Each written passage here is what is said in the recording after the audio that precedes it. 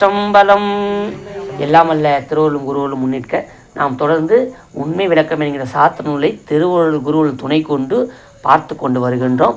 அதிலே இப்போது சென்ற வகுப்பிலே சுத்த தத்துவத்திற்கான நிலைகளை பார்த்தோம். இப்பொழுது ஆணவம் கண்மம் இப்போ பெரிய சாப்பிட்டு நுழையிறோம். சரி, முடிஞ்ச அளவுக்கு பார்ப்போம். ஆணவம் கண்மம்.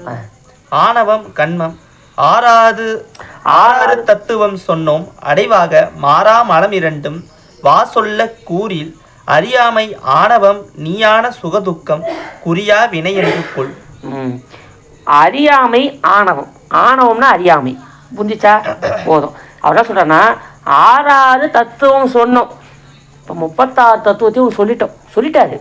ஆன்ம தத்துவத்தை ஃபஸ்ட்டு பார்த்தோம், வித்யா தத்துவத்தை அடுத்தது பார்த்தோம், சிவ தத்துவத்தை இப்போ பார்த்துருவோம் சென்ற வகுப்பில். இப்போ தத்துவம் 36 நம்ம பார்த்து முடித்து விட்டோம். 36 தத்துவத்தை பார்த்துட்டோம். இப்போதான் ஆணவ கண்மையாகிய பாசத்துக்குள்ள நுழைய போகிறோம். இப்போ என்ன சொல்கிறாருன்னா, ஆணவம்னா என்ன? அதனால சொல்கிற 6 தத்துவம் சொன்னோம் அடைவாக மாறா மலம் 2 மலத்தையும் பார்க்குறோம். இப்போ என்ன மலம்? வா சொல்கிறேன் பார்ப்பா, வாப்பா இங்கன்றது கூறில் ஏன் சொல்கிறது? அறியாமை தான் ஆணவம். ஆணவம் வேற, அறியாமை ஆணவம். ஆணவம் அறியாமை செய்யுது. நீயான சுக துக்கத்தை திரும்ப செய்து. சுக துக்கம் எதனால் வருது சொல்லுங்கள்? வினையினால தான் வருது. அதான் கண்மம். வினை நான் சொல்ல நல்லா புரிஞ்சுக்கணும். ஆணவம், அறியாமை, மயக்கம், இது அது ஆணவம் அறியாமை இதெல்லாம் அப்புறம் ஆணவம் அறியாமை மலம் இது எல்லாம் தலை இதெல்லாம் தான் நம்ம குறிக்குது. ஆணவத்தை தான் குறிக்குது. நான் எப்போ இதை நாளும் சொன்னால் இது வேற கிடையாது. நல்லா புரிஞ்சிக்கணும். ஆணவம் அறியாமை அப்புறம் மலம் தலை. இது தலைன்ற வார்த்தை எங்கே கேட்டால் சொல்லுங்கள்? தொல்லை இரும்பிறவி சூழும் தலை நீக்கி. கழுத்தை வெட்டது கிடையாது. அந்த நெடிலா அந்த தலைன்னு என்ன அர்த்தம்? ஆணவத்தை நீக்கிறார் அந்த பாட்டு. இப்போ படிக்கும் போது உங்களை பொருள் புரியுது பாருங்க. நம்ம இதனால படிக்கிறதா பொருள் புரிஞ்சுதா? தொல்லை இரும்பிறவி சூழும் தலை நீக்கி. எது நிற்கிது? இந்த சிவபுராண நீக்கிது. எந்த தலை? அதான் ஆணவம். அப்போ சொல்கிறாரே இல்லை இந்த பாட்டு. இப்போ தான் உங்களுக்கு புரியுது அந்த பாட்டுக்கான பொருள். பாருங்க, தலைனா ஆணவம். இதெல்லாம் புரிஞ்சிச்சா? ரைட். கண்மத்துக்கு சில குறிப்பு சொல்லுகுது. கண்மம், வினை, கர்மா இது எல்லாம் எதை குறிக்குது? கண்மத்தை தான் குறிக்குது. வினைன்னு சொன்னாலும் பிராரத்தம் ஆகாமியம் இதெல்லாம் சொன்னால் சஞ்சிதம் சொன்னாலும் அப்புறம் கண்மம் சொன்னாலும் கர்மானாலும் எல்லாம் வினை கொள்ளக்கூடிய ஒரு பொருள் பன்மொழி. குழப்பி கொள்ளக்கூடாது. ஐயா வினை சொல்கிறாரு, அப்போ கண்மத்தை எப்போ சொல்லுவார்? ரெண்டும் ஒன்று தான். இப்போ எல்லாத்தையும் சொல்கிறாரு, கர்மத்தை எப்போ சொல்லுவார்? கர்மானாலும் ஒன்று தான். சில பேர் கர்மான்றான். எல்லாம் ஒரு பொருள் தான். எல்லாம் வினையை தான் குறிக்குது. சரி. 36 ஆணவம் கண்மம் தெளிவுரை. 36 தத்துவங்களின் இயல்பையும் இதுவரை எடுத்துரைத்தோம். அடுத்தபடியாக உயிரை விட்டு நீங்காமல் தொடர்ந்து வரும் ஆணவம் கண்மம் என்னும் 2 மலங்களின் இயல்பை சுருக்கமாக கூறுகிறோம். அதனை மனம் பொருந்தி கேள். நீங்கள் தான் மரம் பொருத்தி கேட்கணும். இப்போ உங்களால் 36 கேட்டீங்க, பாவம் டயர்டாகி போயிட்டீங்க போட்டு இந்த கரும்பு விஷயம். அதாவது இல்லை டயர்டாக ஆகும். ஏன்னா உயிருக்கு தன்னை பற்றி தெரிஞ்சுக்கிறது பயம் வரும். இத்தனை நாள் நல்லா தானே சீரியல் பார்த்துன்னு திடீர்னு இல்லை உள்ளுக்குள்ள அது ஓடும். உள்ளுக்குள்ள நானும் என்ன பண்ணோம். இப்போ நம்ம இங்கே வரோம், நம்ம இதெல்லாம் கேட்குறோம். உங்களுக்கு இதெல்லாம் திருவள்ளுவர் இருக்க அப்படி இருக்குது. உள்ளுக்குள்ள ஆணும் என்ன பண்ணோம், மயக்கம் செய்யும். என்ன செய்யணும்? இத்தனை நாள் நல்லா சீரியலாக பார்த்துருந்தோம், திடீர்னு ஐயா தத்துவத்துன்றாருன்ட்டு போகும். அப்போ என்ன பண்ணுது? இப்போ அதை சொன்ன அவருக்கே தெரிஞ்சுட்டு இருக்குது. இவ்வளோ நேரம்ப்பா யாருக்கிட்ட மனவாசகன் ஏதோ மெய்கண்டா சொல்கிறாரு. எப்பா இவ்வளோ நேரம் உன்னை போட்டு புழிஞ்சு எடுத்தான், தத்துவம் கேட்டு சிவதத்துவம் வித்தியா தத்துவம் ஆன்மத்துவம் அப்படி இப்படின்னு என்னவோ குழப்பத்தில் இருக்கிற. இவ்வளோ நேரம் அதெல்லாம் பார்த்துட்டோம்பா. இப்போது முழுசாக உள்ளே போகிறோங்க. வா நேது ஆணவ கண்மத்தை பற்றி கொஞ்சம் சொல்ல போகிறேன், மனம் பொறுத்து கொஞ்சம் கேளு அப்படின்னு சொல்கிறேன். சரி.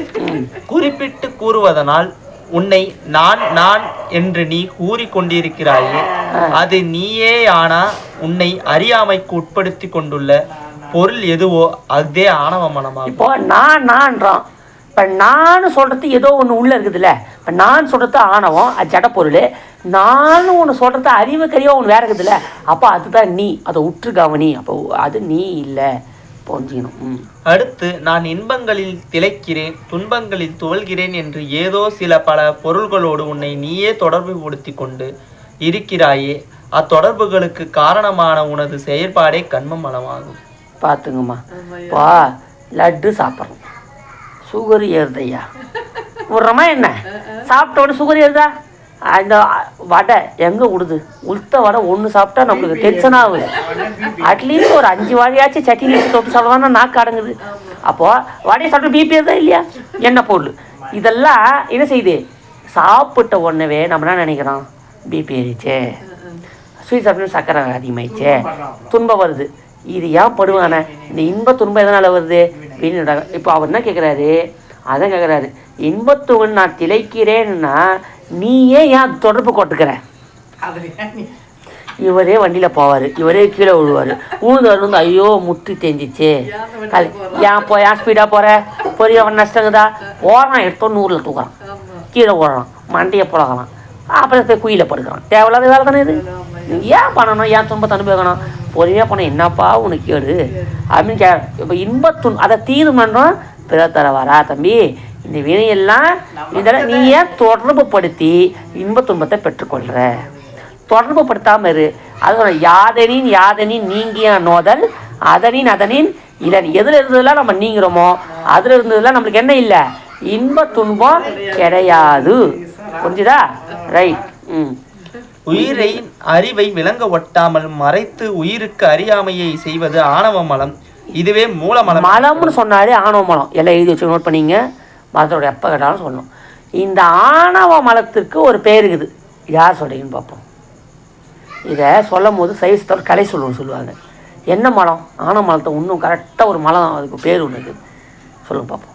மூலமலம். மூலமலம். இது தமிழில் சொல்லியிருக்கிறாங்க. சரி, மூலமலம் மூலமாக இருக்குது. இன்னும் ஒன்று அழகாக ஒரு கலை ஒன்று இருக்குது.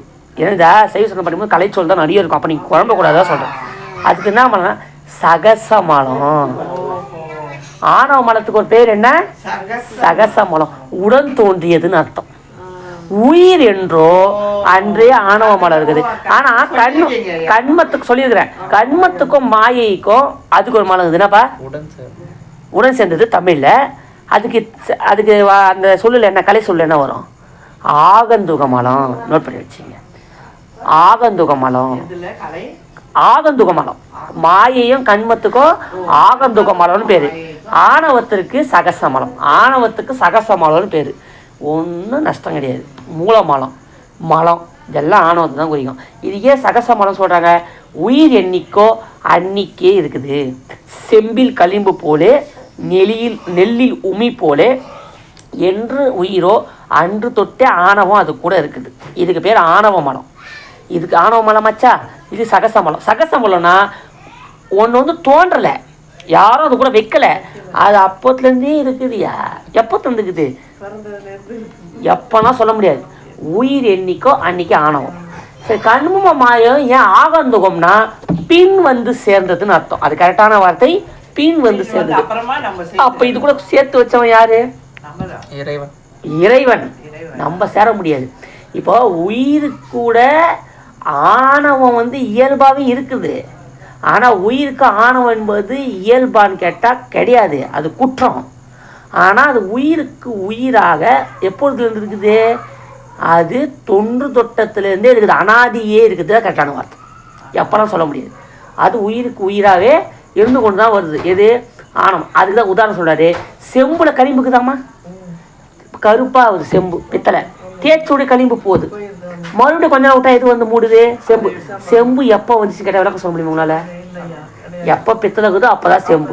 இப்போ நெல்லுக்குது, நெல் வருது, நெல்லில் எப்போ உமி வந்துச்சு கேட்டால் சொல்ல முடியுமா?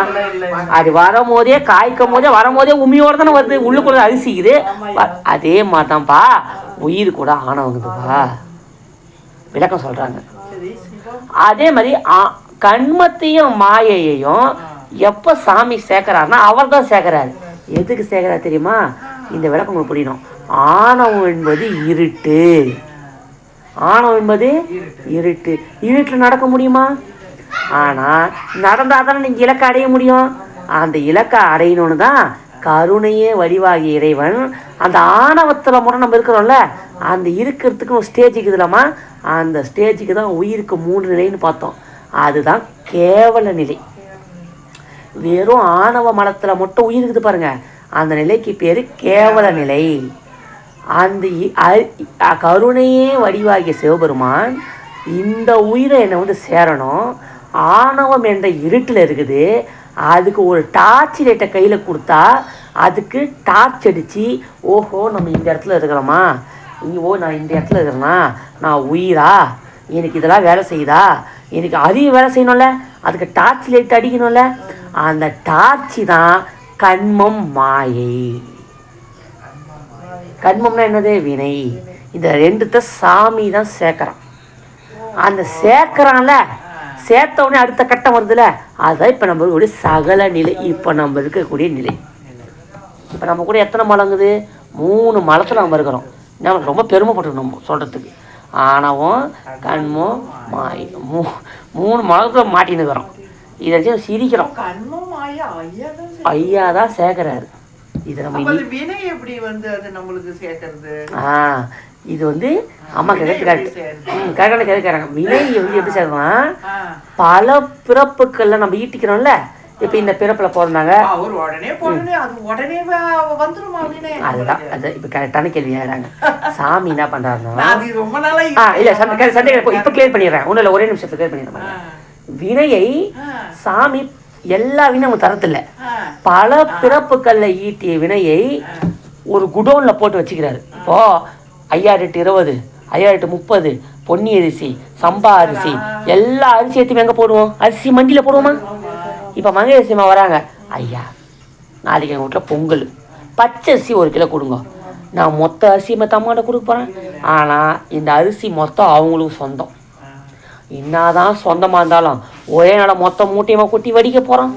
பொன்னி அரிசி, பச்சை அரிசி, அப்புறம் 5020 சம்பா அரிசி, அப்புறம் பாசுமதி அரிசி எல்லாம் போட்டால் அது என்ன வரும்? டேஸ்ட் எப்படி இருக்கும்? பச்சை அரிசியில் போட்டு ஒரு அரிசியாக தானே போடணும். அந்த மாதிரி பல மூட்டை அரிசி நம்ம சேர்த்து வச்சுக்கிறோம். சாமி இப்போது சகல நிலைக்கு வரும்போது, இந்தாம்மா 1 கிலோ பச்சை அரிசி ஆக்கி சாப்பிட்டு வா அப்படின்னு அனுப்பிச்சாரு பாருங்க. அந்த 1 கிலோ பச்சரிசி தான் இந்த பிறப்பு. இப்போ பல மூட்டை அரிசி நம்மளுக்கு சாப்பிட வேண்டியது இருக்குதா? அதுதான் சஞ்சீதம்.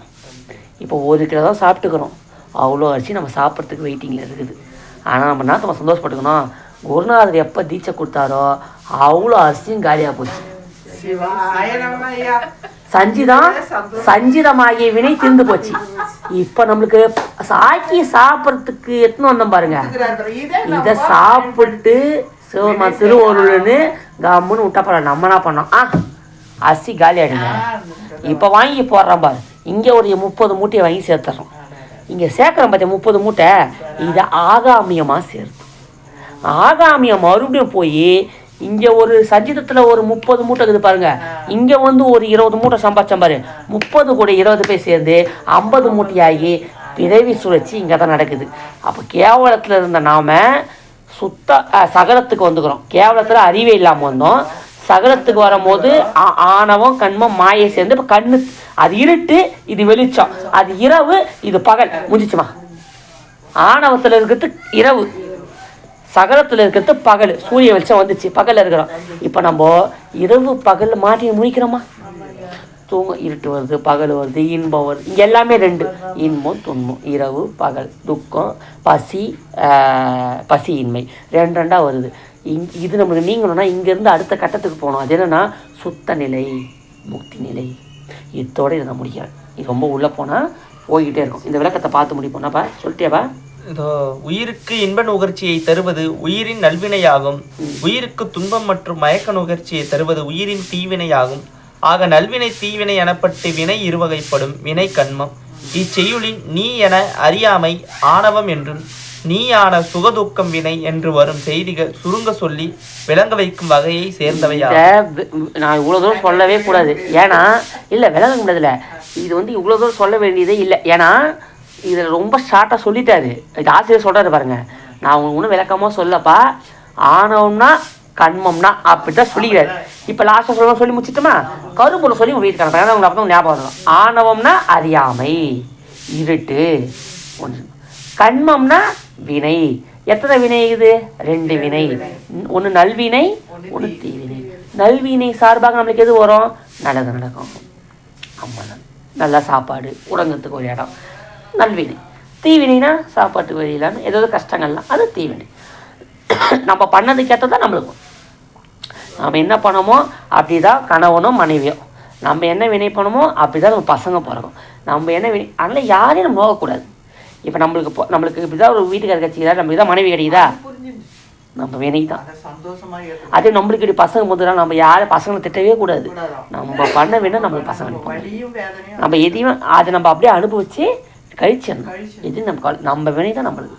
யார் இப்போ நான் ஒரு 10 லட்சம் சேர்த்துக்கிறேன், நான் கூட்டம் அம்மா குத்துருவேன்னா, நான் சம்பாதிச்சு கஷ்டப்படுறேன், நம்ம தானே அனுபவிக்கிறோம்.